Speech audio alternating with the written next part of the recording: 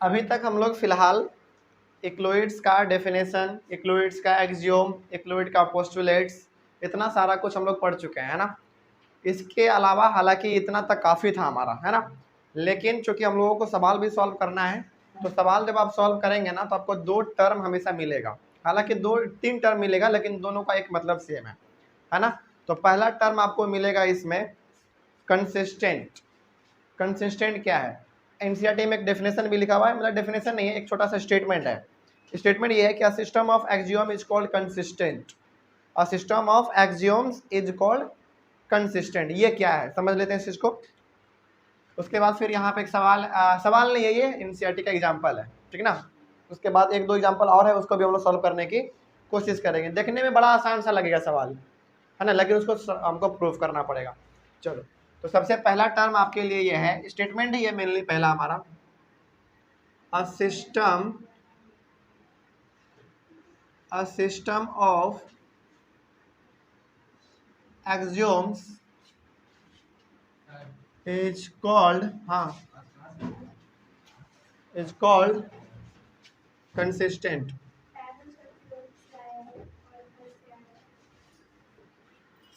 सुनो अब जरा, देखो यहाँ क्या लिखा हुआ है। लिखा हुआ है a system of axioms is called consistent. मतलब ये हुआ, क्या कोई डाउट है क्या? सुन लो अब। मतलब ये हुआ कि हमारा जो एक्सियोम है ना, एक्सियोम जो है हमारा, और एक्सियोम हमारा क्या है, एक ऐसा यूनिवर्सल स्टेटमेंट जो कि हर एक प्रकार के मैथ पे एप्लीकेबल है ना। लेकिन यहाँ पे कहा गया है कि a system of axioms is called consistent. मतलब कि हम लोग एक्सियोम को कंसिस्टेंट कहेंगे, है ना। इसके आगे भी आपके बुक में लिखा हुआ है, लेकिन क्या कहा गया है समझिए। स्टेटमेंट आप इतना भी यदि आपको याद रहता है तो काफ़ी है ना। लेकिन इसके पीछे का लॉजिक क्या है? इसके पीछे का लॉजिक ये है कि कभी भी हम लोग किसी भी एक्सियोम को कंसिस्टेंट तब कहेंगे जब जो एक्सियोम आप जानते हैं उसके अलावा कोई दूसरा ना हो सके, तब हम लोग कहेंगे कि वो एक्सियोम हमारा कंसिस्टेंट है। जैसे आपने अपना सबसे पहला एक्सियोम क्या पढ़ा था कि किसी भी पॉइंट का कोई पार्ट नहीं होता है ना। सबसे पहला एक्सियोम याद कीजिए, याद आ रहा है? किसी भी, अच्छा एक मिनट बता देते हैं। सबसे पहला आपका क्या था? शायद यही था सबसे पहला वाला एक्सियोम हमारा। अच्छा चलो एक काम करो, इसमें लिखा हुआ था इक्लोइड का एक्सियोम था इसमें। चलो एक्सियोम नंबर 5 देख लो, the whole is greater than the part. Axiom number 5 क्या है? एक्सियोम नंबर 5 है the whole is greater than the part. क्या इसके अलावा आप कोई दूसरा डेफिनेशन इसका लिख सकते हैं क्या? नहीं, सुनो मेरे बात को सुनो। हम कह रहे हैं कि किसी भी एक्सियोम को हम लोग कंसिस्टेंट कब कहेंगे? कंसिस्टेंट तब कहेंगे जब जो एक्सियोम आप जानते हैं उसके बारे में कोई दूसरा कुछ ना कहा जाए। जैसे आपने पढ़ा है एक्सियोम नंबर 5 में कि the whole is greater than the part. सही बात है। क्या इसके अलावा कुछ आप दूसरा थ्योरी दे सकते हैं क्या? यदि हमारे पास ये पूरा एक पिज्जा था और इस पिज्जे का हमारा अलग अलग भाग था, और इस वाले भाग को आपने क्या किया था? काट के निकाला था। कुछ इस प्रकार का हमारे सामने आया था, याद करो, आया था ना। तो यही था हमारा एक्सियोम नंबर 5 कि जो होल है ना वो पार्ट से क्या होता है? हमेशा बड़ा होता है। तो ये सही बात है, बिल्कुल सही बात है। तो क्या इस एक्सियोम के बदले आप कुछ नया कुछ बता सकते हैं क्या? इस एक्सियोम के बदले कुछ नया बता सकते हैं? नहीं बता सकते हैं, नहीं बता पाएंगे, क्योंकि ये सही बात है, यूनिवर्सल ट्रूथ है। आप कभी भी एक बड़ा सा पार्ट लीजिए, उसमें से कोई एक छोटा सा पार्ट निकाल दीजिए, तो जो बड़ा सा था वो हमेशा बड़ा रहेगा किससे? जो आप निकाले हुए हैं। तो इस प्रकार के स्टेटमेंट को हम लोग कहेंगे कंसिस्टेंट। तो आपको पूछे कि एक्सियोम को हम लोग कंसिस्टेंट कब कहेंगे? एक्सियोम को हम लोग कंसिस्टेंट तब कहेंगे जब जिस एक्सियोम के बारे में आप जानते हैं उसका कुछ दूसरा ना हो सकता है, यानी उसका कुछ दूसरा स्टेटमेंट नहीं निकल सकता है। क्या इसका आप कुछ दूसरा स्टेटमेंट निकालेंगे क्या? The whole is greater than the part, सही बात है, इसका आप कुछ नहीं निकाल सकते, और सही भी है ना। मतलब कि एक्सियोम का जब आप कुछ नहीं कर पाएंगे ना, तोड़ फोड़ उसमें कुछ नहीं कर पाएंगे, उसमें कुछ आप नया जोड़ घटा नहीं पाएंगे, तो वही हमारा एक्सियोम कहलाता है कंसिस्टेंट, बस, ठीक है ना। हालांकि एक्सियोम तो हम लोग सात पढ़े थे, तो हालांकि सातों आप एग्जाम्पल ले सकते हैं, लेकिन हम लोग एक छोटा सा यहाँ पे एग्जाम्पल ले लिया एक्सियोम नंबर 5। तो ये था हमारा whole, the whole is greater than the part. तो इसके अलावा इस स्टेटमेंट में आप कोई बदलाव नहीं कर सकते हैं, कोई चेंज नहीं कर सकते हैं, आप कुछ जोड़ या घटा नहीं सकते हैं आप। तो इस प्रकार के स्टेटमेंट को हम लोग कहेंगे कंसिस्टेंट, और कंसिस्टेंट हमेशा हम लोग किसको कहेंगे, एक्सियोम को ही केवल कहेंगे। चलिए, कोई डाउट है इसमें, समझ में आ गया क्या था इसमें? कोई बता सकता है हमको एक बार, जो हमारी बताए हैं, जो समझे हो, कोई बता सकता है क्या? बताओ। नहीं, ये तो हमारा कॉमन एग्जाम्पल हो गया ना, ये कॉमन एग्जाम्पल है। इसके अलावा क्या सीखे? इसके अलावा तुम ये अभी यहाँ पे ये सीख लिए कि जो एक्सियोम है, जो आपने सीख रखा है, उस एक्सियोम में आप कुछ अलग से ऐड नहीं कर सकते हैं, या फिर आप कुछ अलग से सब्ट्रैक्ट नहीं कर सकते हैं। Axiom number 5, the whole is greater than the part, आप इसमें कुछ जोड़ भी नहीं सकते हैं, कुछ घटा भी नहीं सकते हैं। ये यूनिवर्सल ट्रूथ है, हर किसी को मानना पड़ेगा, है ना। तो इस प्रकार के एक्सियोम को हम लोग कहेंगे कंसिस्टेंट, बस, ठीक है। चलो आगे बढ़े फिर। तो ये वाला हो गया हमारा कंसिस्टेंट, किसको कहेंगे हम लोग, समझ में आ गया। तो कंसिस्टेंट तब हम लोग कहेंगे किसी भी एक्सियोम को जब उसमें हम लोग कुछ भी घटा बढ़ा नहीं सकते हैं, उसके अलावा कोई स्टेटमेंट आप दूसरा नहीं बना सकते हैं, तो उसको हम लोग कह देंगे कंसिस्टेंट, ठीक ना। चलिए, उसके बाद फिर आपको दो टर्म और मिलेगा, दोनों का मतलब सेम है। पहला है प्रोपोजिशन और दूसरा है थ्योरम। क्या है पहला? पहला है प्रोपोजिशन,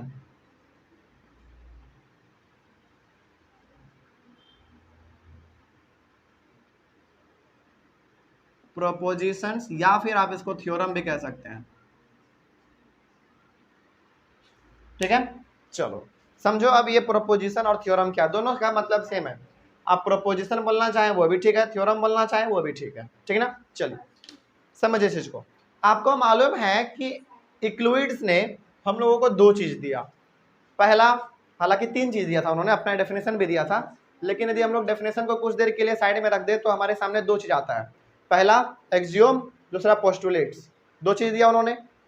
लेकिन इन दोनों में क्या कोई प्रूफ की जरूरत है क्या? कोई प्रूफ की जरूरत नहीं है, जो जैसा लिख दिया इक्लुइड ने आपको मानना पड़ेगा, ये यूनिवर्सल ट्रूथ है ना। लेकिन इसके पीछे एक और चीज उन्होंने दिया है जो कि अभी तक हम लोग नहीं जान रहे थे, आप जानेंगे, ठीक ना। तो याद रखना है इस बात को कि इक्लुइड्स ने हम लोगों को दो चीज दिया, सबसे पहला एक्सियोम दिया और हमारा पोस्टुलेट्स दिया, और ये दोनों का दोनों हमारा यूनिवर्सल ट्रूथ है, यानी कि हर किसी को यह मानना पड़ता है। चलिए अब जरा देखिए यहाँ पे ध्यान से। तो पहला था हमारा एक्सियोम्स और दूसरा था हमारा पोस्टुलेट्स, और इन दोनों में प्रूफ की कोई जरूरत नहीं है, जैसा लिखा हुआ है वैसा आपको मानना पड़ेगा, है ना। लेकिन इन दोनों का जो मिक्सचर है, इन दोनों का जो कॉम्बिनेशन है, इसको इक्लुइड्स ने कहा प्रोपोजिशन या फिर थ्योरम। और ये ऐसे होते हैं जिनको की प्रूफ की जरूरत है, प्रूफ की जरूरत है। तो इन दोनों का जो हमारा कॉम्बिनेशन निकला, इसको इन्होंने कहा थ्योरम या फिर प्रोपोजिशन,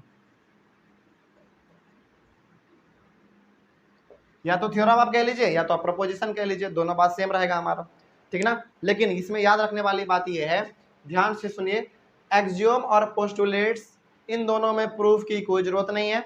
लेकिन इन दोनों के अलावा जो इक्लुइड्स ने हम लोगों को एक अलग चीज दिया, तीसरा टाइप दिया, वो दिया उन्होंने थ्योरम। और थ्योरम हमेशा प्रूफ मांगता है। यदि ये ऐसा हुआ तो कैसे हो गया, साबित कीजिए इसको। हम लोग लिखते हैं ना गिवन टू प्रूव, फिर कंस्ट्रक्शन का जरूरत है तो कंस्ट्रक्शन करते हैं, फिर प्रूफ करते हैं हम लोग, तो वही हमारा थ्योरम है, ठीक ना। अब सवाल ये है कि इक्लुइड्स ने थ्योरम क्यों दिया। देखो, दुनिया के हर एक चीजों को ना आप चुपचाप स्वीकार नहीं कर सकते हैं। हाँ, कोई चीज है जिसको कि आप चुपचाप स्वीकार कर लेंगे, लेकिन हर चीज तो यदि आपके सामने कह दे कि देखो ऐसा ही होता है, आपके मन में सवाल जरूर आएगा, ऐसा हुआ तो आखिर क्यों हुआ, है ना। यदि एक लीनियर एंगल का, लीनियर पेयर ऑफ एंगल का सम 180 होता है तो क्यों हुआ, आप प्रूफ करके बताइए हमको। हर चीज को आप चुपचाप नहीं मान सकते हैं, उसके लिए आपको कभी ना कभी सवाल उठाना पड़ता है। तो कहा कि ठीक है, हो सकता है कि हमने जो एक्सियोम दिया, हमने जो पोस्टुलेट्स दिया, आप इनको मान लिए, ठीक है, लेकिन हो सकता है कि इसके अलावा आपके मन में कोई नया सा सवाल आ जाए। तो उन्होंने कहा कि आपके मन में अब जो नया सवाल आएगा ना, नया सवाल आएगा, उस सवाल को समेट के रखिए, अच्छी बात है, सवाल आना भी चाहिए, तो उसके लिए हम क्या करेंगे, आपके मन में जिस भी प्रकार का सवाल आ सकता है उसको हम लोग प्रूफ करके देंगे। क्या करके देंगे? प्रूफ करके देंगे। देखो बहुत बार ऐसा होता है ना कि आप हर एक चीजों को चुपचाप नहीं मान सकते हैं। जैसे ट्रायंगल का सम 180 होता है, क्यों होता है भाई? यदि एक्लुइड्स ने कहा था कि इसको आप चुपचाप मान लीजिए तो हम लोग मान लेते हैं, लेकिन उन्होंने ऐसा नहीं कहा। उन्होंने कहा कि ठीक है, आपने मेरे एक्सियम को चुपचाप मान लिया, आपने मेरे पोस्टुलेट्स को चुपचाप मान लिया, इसमें आपने सवाल नहीं खड़ा किया, लेकिन आपके सामने एक नया चीज आएगा, थ्योरम, जिसको आप देखेंगे तो हो सकता है कि आपके मन में सवाल आ जाए। तो अब आप सवाल पूछेंगे कि सर ऐसा हुआ तो क्यों हुआ, है ना?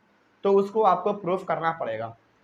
तो टोटल एक्लुइड्स ने टोटल जो है ना थ्योरम या फिर आप पोस्टुलेट्स कह लीजिए, उन्होंने टोटल 465 थ्योरम उन्होंने दिया था। सोचो 465 थ्योरम उन्होंने दिया है एक्लुइड्स ने। तो अब आपको लग रहा होगा कि एक्लुइड्स ने अपने एक्सियोम में, अपने पोस्टुलेट्स में इतना छोटा छोटा बात कहा है कि आज के समय में हम लोगों को बहुत बच्चा वाला बात लगता है वो, है ना? इतना से काम नहीं चलेगा। सोचो जरा, जो इंसान इतना छोटा छोटा बात लिखा हुआ हो, हम लोग तो इसके बारे में पढ़े, इसके बारे में भी हम लोग पढ़े, उसके डेफिनेशन के बारे में भी हम लोग पढ़े, बड़ा आसान सा लगा हमको। हम लोगों को लग रहा था कि जब हम लोग पढ़ रहे थे तो हम लोगों को लग रहा था यार ये तो बहुत अच्छा सा बात है, मतलब ये तो बहुत आसान सा बात है, हम लोग बचपन से जानते आ रहे हैं। क्या ये तो हम लोग बचपन से जानते आ रहे हैं, कितना आसान बात लग रहा था हम लोगों को। लेकिन इनको, हम लोगों को आज आसान लग रहा था, लेकिन उस समय पे जब इन्होंने इस चीज का इन्वेंशन किया होगा तो उस समय के जनरेशन के लोगों के लिए नया चीज रहा होगा, है ना? ये एक नया चीज रहा होगा। जैसे हमारे लिए आज क्या है, स्मार्टफोन एक नया इन्वेंशन है। हो सकता है कि 50 साल बाद, 60 साल के बाद हमारे जब बाल बच्चे होंगे उनको लगेगा कि यार स्मार्टफोन तो बड़ा आसान सा चीज है, उनको तो आसान लगेगा ना, लेकिन हमारे लिए आज नया है ना। तो वही चीज है। तो एक्लुइड्स ने पूरा का पूरा अपना 465 थ्योरम दिया था, सोचो। और आप जो ज्योमेट्री में जितने भी थ्योरम आप पढ़ते हैं, जितने भी, जैसे आप पढ़ेंगे, इसके बाद हमारा चैप्टर है लाइन्स एंड एंगल्स, उसमें आप कुछ थ्योरम को पढ़ेंगे। उसके बाद फिर ट्रायंगल है, सर्किल है, क्वाड्रिलेटरल है, पैरेललोग्राम है, अलग अलग प्रकार के हमारे पास थ्योरम है। तो वो सारा का सारा थ्योरम किसका दिया हुआ है? एक्लुइड्स का दिया हुआ है। हम लोग अपने जीवन में ना चाह कर भी 465 थ्योरम नहीं पढ़ पाएंगे। हाँ, यदि आप बड़े क्लास में जाएंगे, धीरे धीरे हायर स्टडी आप यदि मैथ में करेंगे तो हो सकता है कि आपको सारे थ्योरम से पाला पड़ जाए। लेकिन अभी हम लोग चूंकि 9th 10th में हैं तो उतना ज़्यादा हम लोगों को नहीं पढ़ना है, लेकिन हाँ पढ़ना है। जैसे कि आप जानते हैं कि ट्राइंगल का सम 180 होता है, क्यों होता है? इन्हीं का दिया हुआ है। लीनियर पेयर ऑफ एंगल 180 होता है, क्यों दिया हुआ, क्यों है? इन्हीं का दिया हुआ है। तो इसीलिए इन्होंने कहा कि यदि आपके मन में कोई सवाल आए ज्योमेट्री को लेके तो आप उसको प्रूफ कर लीजिए। प्रूफ करने का तरीका हम आपको देंगे, ठीक है? तो टोटल उन्होंने अपने, अच्छा हाँ एक और चीज, उनका जो वर्क था, वर्क क्या कहला गया था मालूम है किसी को? वर्क का नाम क्या दिए तुम लोग? एक्लुइड्स के वर्क का नाम क्या था? क्या नाम था, जल्दी बताओ कोई। एक्लुइड्स ने थेल्स और पाइथागोरस के वर्क को और कुछ अपने वर्क को भी जब अपने साथ में उन्होंने कंबाइन किया था तो उनका नाम क्या था? एलिमेंट्स था। और एलिमेंट्स में कितने पार्ट थे? 13 पार्ट। 13 पार्ट था और हर एक को उन्होंने बुक कहा था। तो 13 पार्ट को मिला के, सभी का मिला के इन्होंने 465 थ्योरम दिया। चलिए, इसमें कोई डाउट हो? चलिए, कुछ थ्योरम हमारे सामने हैं जिसको कि हम लोग पढ़ेंगे और समझने की कोशिश करेंगे। हालांकि ये थ्योरम नहीं है, ये थ्योरम नहीं है, थोड़ा सा एग्जाम्पल है, हमारा सवाल है, ठीक ना? चलिए जान लेते हैं इसको क्या है। तो हमारे क्लास का शुरुआत आज यहीं से हो रहा है।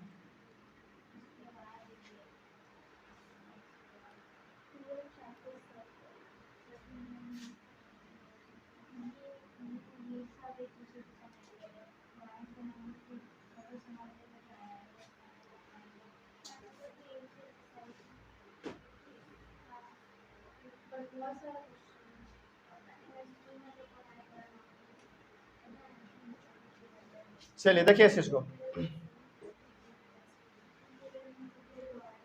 तो उन्होंने 465 थ्योरम दिया। एक दो थ्योरम को हम लोग इस क्लास में पढ़ेंगे, है ना, जितना जरूरत है अभी फिलहाल पढ़ेंगे। और बाकी थ्योरम आपको लाइन्स एंड एंगल्स में, ट्राइंगल्स में, सर्किल में, क्वाड्रिलेटरल में, पैरेललोग्राम में मिलेगा। तो उसमें जो हम लोग थ्योरम पढ़ेंगे ना वो इन्हीं का दिया हुआ होगा, ठीक ना? चलिए, एक सवाल क्या है जानते हैं इस चीज को हम लोग? If A, B and C are 3 points on a line and B lies between A and C, then prove that AB plus BC is equals to AC। अच्छा, यहाँ पे एक डायग्राम भी था, डायग्राम भी बना देते हैं।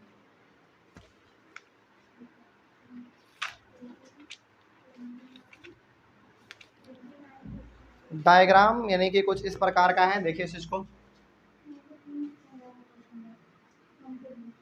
A, B और C हमारा कुछ यहाँ पे है। देखिए अब ध्यान से, ये सवाल बड़ा इंटरेस्टिंग सा है, बड़ा आसान भी है, लेकिन इसमें आपको ना इक्लुइड्स का एक्सियोम लगेगा या पोस्टुलेट्स लगेगा, ये आपको बताना है, ठीक ना। चलिए क्या लिखा हुआ है, if A, B and C are 3 points on a line, एक लाइन है, इस पे हमारा 3 पॉइंट है, A, B और C तीनों है ना। उसके बाद and B lies between A and C। अच्छा, B लाइज है ना, B है तो यहाँ पे हमारा C होना चाहिए, यहाँ पे C और यहाँ पे B। B lies between A and C, A और C के बीच में हमारा B है। देखो बहुत सारे बच्चों को ये लगता है ना कि बिटवीन का मतलब एकदम बीचों बीच होता है, नहीं, बिटवीन कहाँ है, यहाँ पे देखो बिल्कुल लग भी नहीं रहा होगा, यहाँ पे A है, यहाँ पे C है, बिटवीन का मतलब क्या, एकदम बिल्कुल सेंटर में होना चाहिए था ना। बिटवीन का मतलब सेंटर नहीं होता है, बिटवीन का मतलब होता है दो के बीच में, कहीं भी हो सकता है। हम चाहे दो के बीच में तो इस B को उठा के यहाँ पे लिख सकते हैं, तो वही बिटवीन कहलाएगा। जब सेंटर लिख देना तब समझिएगा कि बिल्कुल बीचों बीच का बात कर रहा होगा। तो मैथ में बिटवीन का मतलब बीचों बीच नहीं होता है, कहीं भी हो सकता है दो के बीच में, तो वही हमारा यहाँ पे B है। उसके बाद then prove that AB plus BC is equals to AC। आपको साबित ये करना है कि AB को जब जोड़ेंगे और BC को जब जोड़ेंगे तो वो AC के बराबर होगा, बिल्कुल होगा बराबर। कितना आसान सा बात है। यदि ये हमारा लाइन पूरा का पूरा A से लेकर C तक है तो ये कैसे बना हुआ है, जरा बताओ तो कैसे बना हुआ है।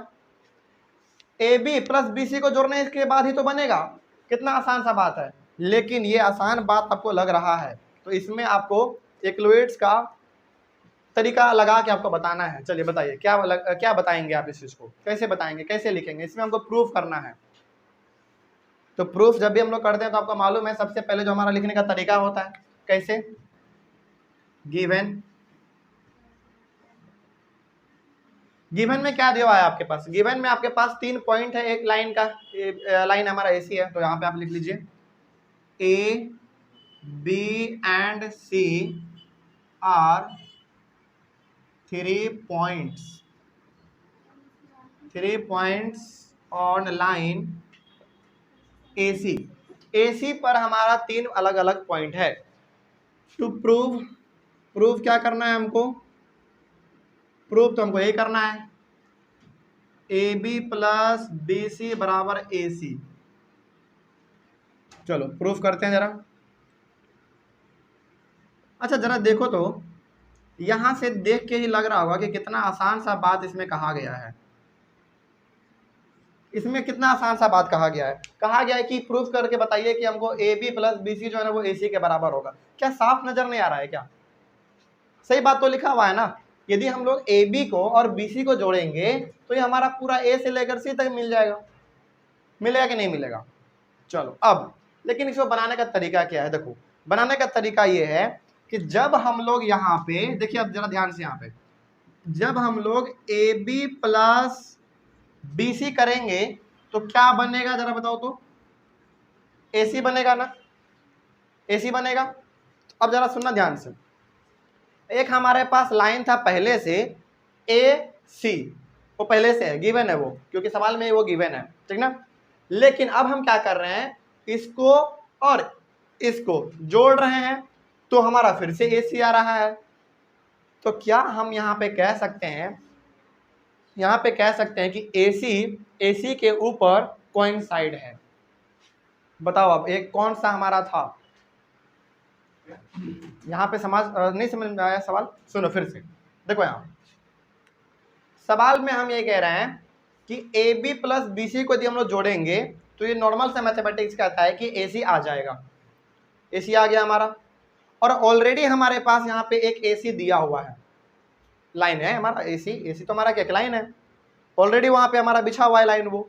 लेकिन अब जब हम लोग ये पता कर रहे हैं कि जब हम लोग AB और BC को जोड़ेंगे तो दोबारा हमारे सामने AC ही आएगा। तो क्या आपको ऐसा नहीं लग रहा है कि AC के ऊपर ही AC हमारा कोइंसाइड है?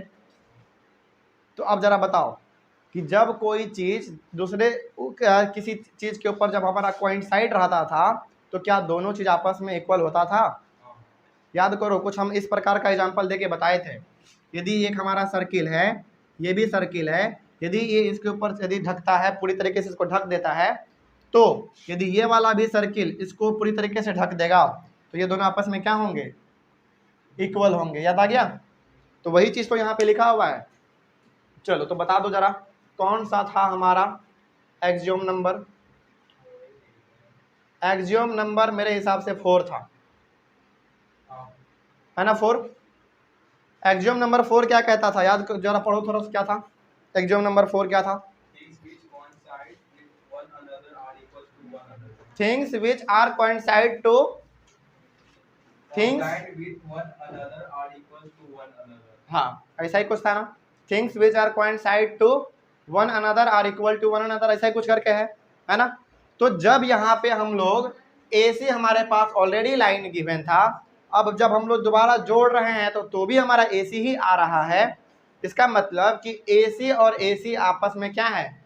कोइंसाइड है ना? तो दोनों आपस में क्या होंगे? इक्वल होंगे। तो हो गया हमारा, साबित हो गया। बस इतना ही। तो यहाँ पे आपको लिख देना है बस एक लाइन, यहाँ पे आपको लिख देना है कि AC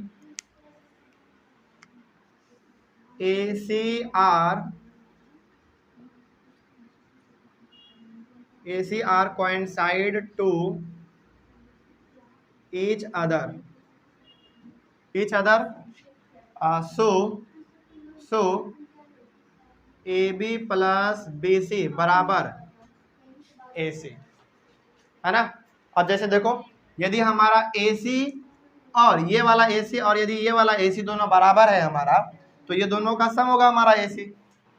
क्या कोइंसाइड था? बस इतना ही लिखना था, काम खत्म। समझ में आ गया बात? इसमें हमारा एक्सियोम नंबर 4 लगा कि जब एक के ऊपर दूसरा यदि कोई कोइंसाइड करे तो वो हमारा दोनों इक्वल होता है। कोई डाउट है इसमें? याद रहेगा? चलो, तो बड़ा आसान सा सवाल था, देखने में भी आसान लग रहा था। बस आपको इसमें अपना थोड़ा सा एक्सियोम का प्रॉपर्टी लगा के मालूम करना था।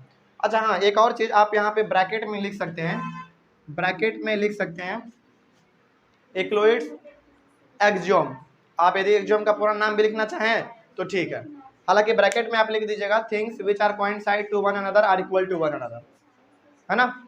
तो आप ब्रैकेट में यहाँ पे रीजन लिख सकते हैं, इसमें कोई भी गलत बात नहीं है। लिख लेंगे, हो जाएगा। चलो, तो ये तो हो गया हमारा एग्जाम्पल नंबर 1।